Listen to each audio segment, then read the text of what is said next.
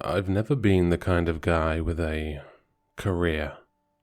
I was more the odds and ends type. Whatever paid the bills. Construction, delivery, even telemarketing for a few miserable weeks. That's how I became a Johatsu, a night mover. In Japan, the Johatsu are known as the evaporated, people who disappear without a trace. They want a fresh start, away from debt, stalkers, or just the burden of the life they've built. But there's another side to it. The ones who help them disappear. That was us. We'd show up after dark, no lights, no noise, pack up everything, and leave as if nothing had ever been there. The less we knew about the clients, the better. No real names, no questions. Cash only. Most of the time, the jobs were pretty straightforward. We'd move people escaping abusive relationships, financial ruin, or shady business deals that went belly up. Sometimes it was kind of sad. Quiet families, hollow eyes, kids clutching toys as they vanished into the night. Other times, it was almost too easy. An empty apartment, bags already packed, just a quick grab and go. I learned not to ask about what was left behind. But not every job was easy. Some of them I still have nightmares about. The first job was this woman, thin, with wild hair and darting eyes, like she was waiting for someone to burst through the door at any second. We got the call late at night, like usual, and when we arrived, she was already waiting, clutching her arms like they were the only thing holding her together. She didn't say much, just rushed us inside, glancing over her shoulder at every little sound. The creak of a door, the hum of a passing car. Every time something happened, she'd freeze, and then whisper, "Hurry, we need to move faster, and please, keep quiet." At first, I figured it was just another case of someone running from an abusive ex, which wasn't uncommon for us. But this was different. It was the way she kept looking out the window that started to get me. Like any second, someone might show up. My partner, Kenji, tried to crack a joke to ease the tension, but she just glared at him, wide-eyed, and hissed, "Quiet." Once everything was packed, she didn't even ride with us. She just told us to meet her at the new place, way out in the country. She took off without another word. Our truck rattled along the empty roads for what felt like hours. We pulled up to this old, isolated house. It was quiet. No lights. No signs of life. We waited and waited. But she never showed. We called her phone, left voicemails, sent texts. Nothing. We didn't know what else to do, so we ended up unloading her stuff into the house, just like she told us. By dawn, we were exhausted, confused, and more than a little spooked. So we left. A few days later, I couldn't shake the feeling that something was wrong. I looked her up, out of curiosity. Turns out, she wasn't running from an ex. She was mixed up with the Yakuza. A snitch. Word was she was about to testify against some dangerous people. The cops suspected she'd been followed the night we moved her, likely taken care of between her old house and the new one. It was scary to think how close we were to death, just minutes from it. I tried not to think about what would have happened if she'd driven with us. The second job was in an old creaking apartment building. We were called to move an elderly man, someone who looked like he belonged in that place, tucked away from the world, forgotten. When he let us in, I knew right away this wasn't going to be a normal job. The apartment was filled with strange trinkets, objects I couldn't name, artifacts that looked ancient. There were statues with twisted faces, masks with hollow eyes, symbols painted on the walls in faded reds and blacks. The air was thick, the kind of thick that makes your body extra heavy. The others got to work, packing boxes, wrapping up the artifacts as carefully as they could. But I couldn't shake the feeling the room was watching me. Then, as I was lifting a box, I noticed a door across the room I was sure hadn't been there before. It was just there, dark and slightly ajar. I glanced around, but no one else seemed to notice it. So I walked over and opened the door. Inside was another room, cluttered with more of these artifacts. I stepped in, trying to get a closer look at a strange, small statue covered in symbols. But when I turned back to leave, the doorway was gone. Panic shot through me. I swiveled on the spot, thinking I'd just gotten turned around. But now there were 2 doors on the opposite wall. I chose the one on the right and walked through, only to find myself in another room, nearly identical to the last, with the same dusty shelves and dark corners. The walls seemed to stretch and bend, twisting in ways that didn't make sense. I called out to my co-workers, but no one responded. My voice just echoed, lowering in tone until it didn't even sound like mine. I walked faster, every doorway leading me to another room that looked the same as the last. It was as if the apartment was folding outwards from itself, trapping me in some kind of expanding nightmare maze. The walls began to narrow, closing in, and I started to run. Every doorway was a dead end, a mirror of the room before, filled with more statues, more hollow-eyed masks, watching me. My breath came in short gasps, and every time I looked over my shoulder, I thought I saw a shadow moving in the corner of my eye. The further in I went, the more I saw the shadow, dipping out of view just as I turned to see it. I lost track of time. Every step, every turn led me deeper into that labyrinth of rooms. I shouted, banged on the walls, and all the while, the shadow got closer. The air grew heavier, suffocating. My chest tightened. The shadow was starting to get darker, more detailed, like it was slowly forming into something solid. I started to smell something rotten, like old meat from an animal's breath. I was exhausted and about ready to give up completely. Let whatever would happen, happen. But then, I saw a faint light through a doorway ahead. I bolted toward it, nearly tripping over my own feet as I pushed through the door and staggered back into the main room. I glanced back, half expecting to see the twisted maze behind me. But it was just a wall. The doorway was gone, as if it had never existed.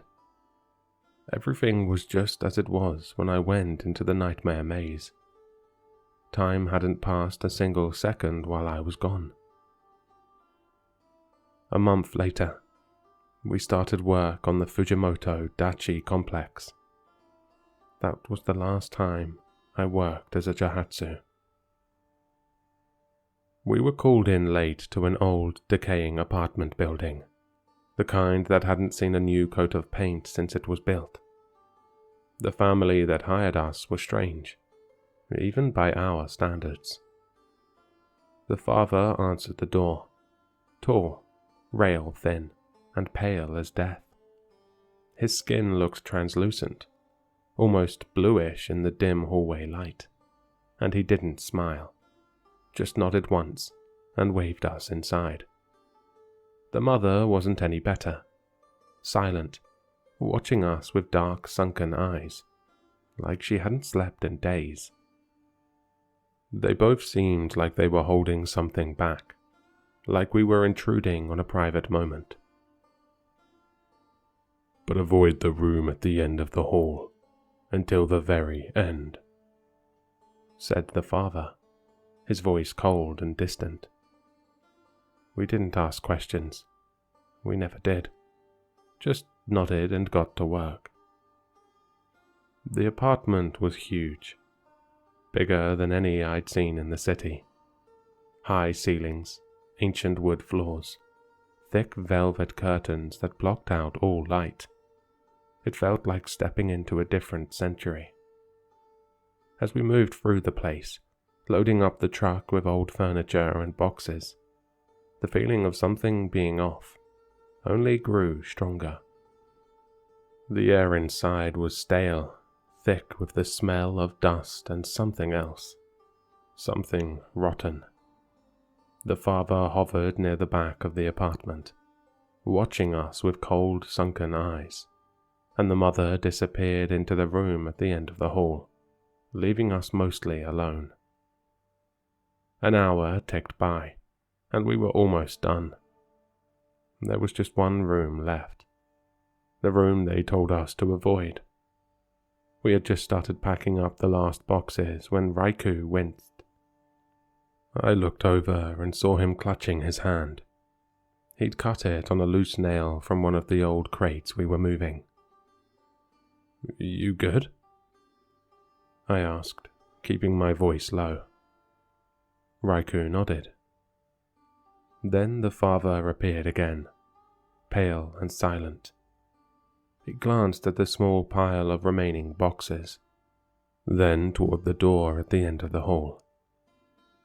"It's time," he said, and without another word, he opened the door to the forbidden room. Out stepped a young girl, barely a teenager by the looks of her, with skin as pale as her parents. Her hair hung limp around her shoulders, and her eyes were wrong. Too wide, too dark. She moved like she was half asleep, until she caught the scent of something in the air. The little girl froze mid-step, her head snapping toward Raikou. Her eyes locked on his hand, and something primal, something savage, flickered across her face. It happened so fast I barely registered it, but I saw her nostrils flare. Then she attacked. It was like a blur, a flash of pale skin and teeth. She lunged at Raikou, sinking her teeth into his neck before any of us could react. The scream that tore out of him was like nothing I'd ever heard. We all froze for half a second, too stunned to move. By the time we recovered, Raikou was already slumped on the floor, and half of his neck was gone. The father's eyes went wide briefly, and then calmed. "Oh no." The girl wasn't done. She crouched over Raikou, and when she lifted her head, her eyes burned with something feral, something inhuman. Then she went for the next guy, Yasu. Yasu ran out the front door, the little girl chasing after him. The mother appeared in the doorway now, eyes wide in panic. "Izumi!" But the mother wasn't going to have any control of her now feral daughter. In fact, she wouldn't even have control over herself or her husband. I watched as the mother and father smelled the air and lost control of themselves, I grabbed the nearest thing I could, some old lamp, and swung it at the mother. But she was too fast, too strong. She dodged, her movements fluid, unnatural, as if she could read my thoughts before I even acted. I ran. I didn't even think, just bolted out the front door. I turned left to hit the elevators, but found the little girl straddling Yasu's decapitated body, her mouth dug into his open neck cavity. A scream carried over from my right, and I saw an open apartment door with a tough-looking guy walking out. Behind me, I heard the mother and father scurrying out of the room. I ran past the tough-looking guy and into his apartment. I locked the door and heard him banging against it, then screaming as he was getting torn apart. My eyes scanned the room, and that's when I saw it. A samurai sword hanging on the wall. I didn't think. I grabbed it, checked the blade. It was dull as fuck, just for show, but I kept it anyway. Outside, the sounds of carnage echoed into the apartments. Screams, snarls, the tearing of flesh. I threw open the window and spotted the fire escape, but it only led one way. Up. I climbed. Behind me, I heard the window shatter as the girl leapt out after me. Her nails scraped against the metal as she climbed. Too fast, too relentless. I swung the sword as she reached for my ankle, and it connected. She let out an inhuman shriek as she fell, her body crashing to the ground below. I looked down and saw her body. Her lower half was twisted backwards. Her head was split open, and arms were bent in unnatural angles.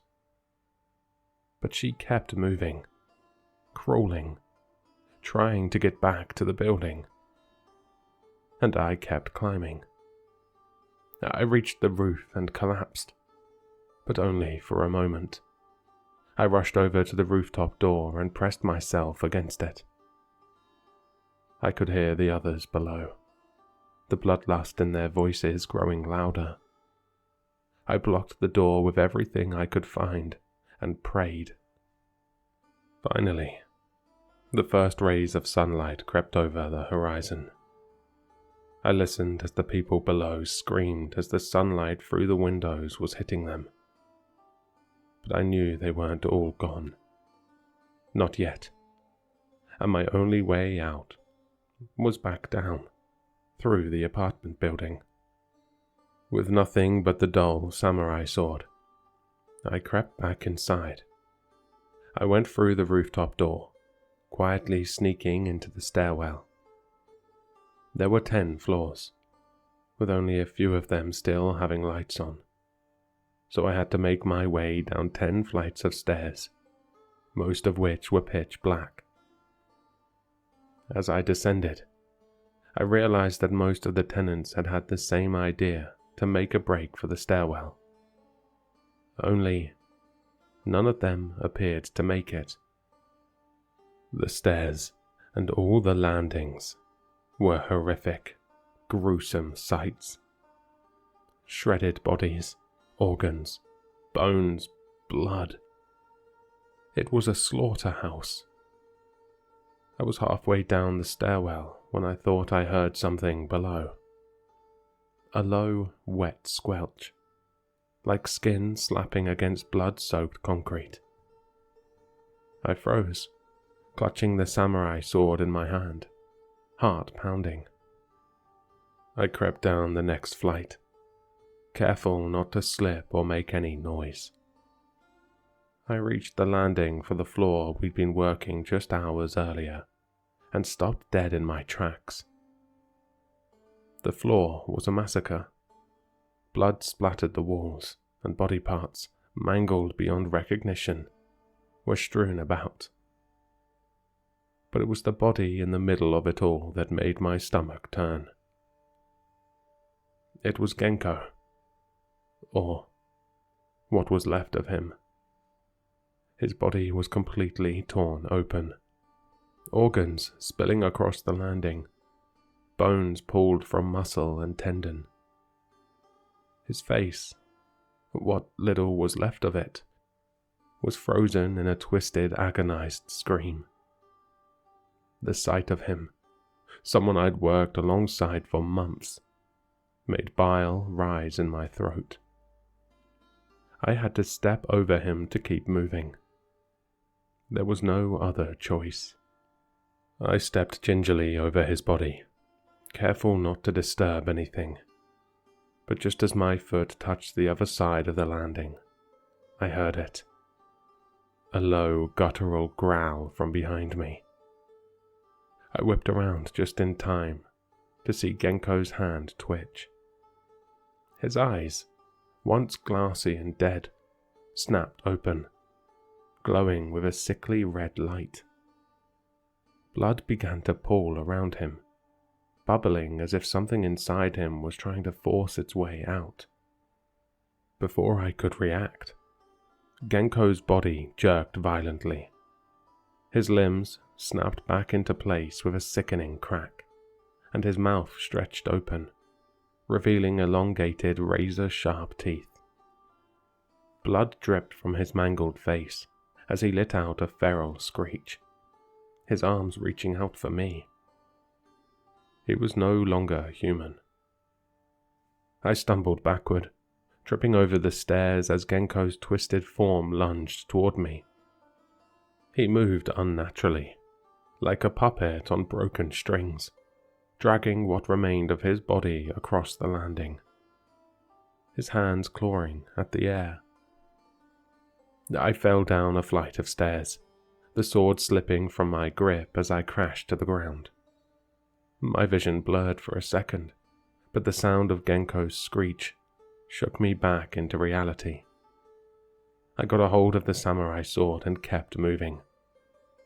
He was still coming, his body crawling, tumbling and dripping down the stairs after me. His limbs were broken, his muscles were mush, but that didn't stop him. It didn't matter how shattered his body was. There was something in his blood now that kept him moving, kept him hungry. But it wasn't just him. The whole stairwell seemed to be waking up.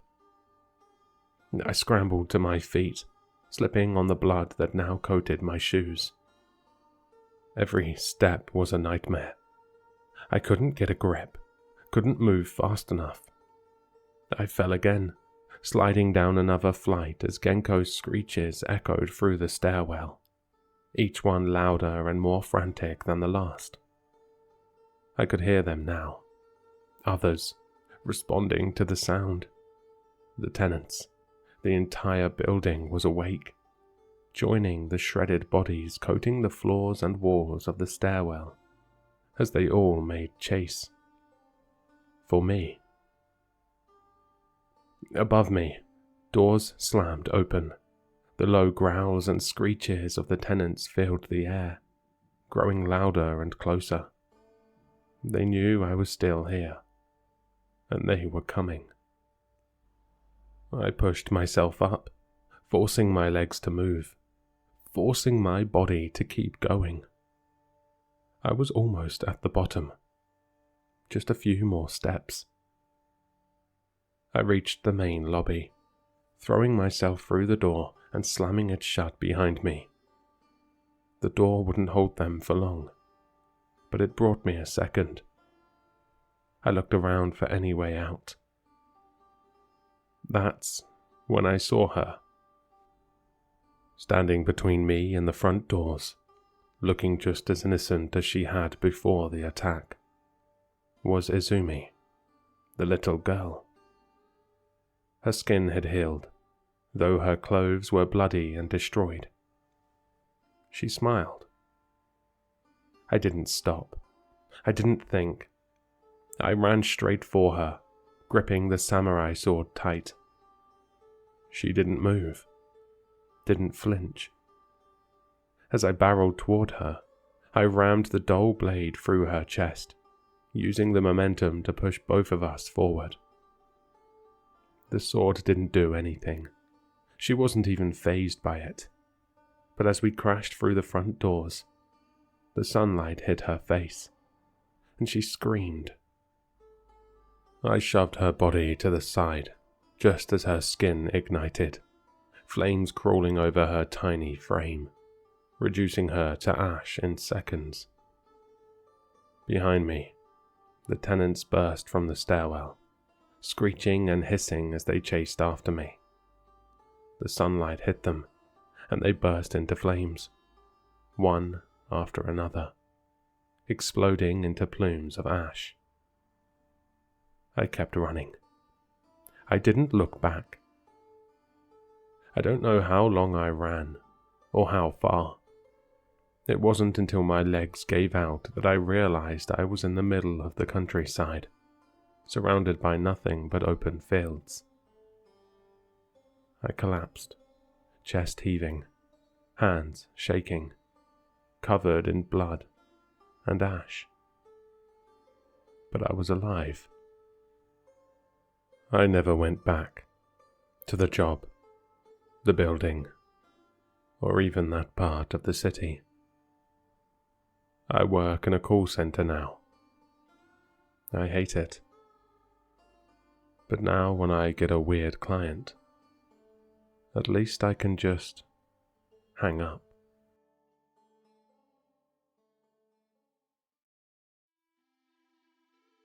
I hope you enjoyed the story. For more content, please like, subscribe, and leave a comment. Your support keeps the shadows dark.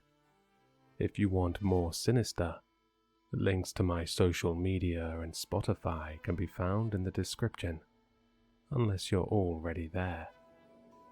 Don't forget to sign up to the Patreon, where you can see all the content a day earlier, and an exclusive video every month once we hit 20 patrons. Until next time, keep your lights low, eyes open, and your doors locked.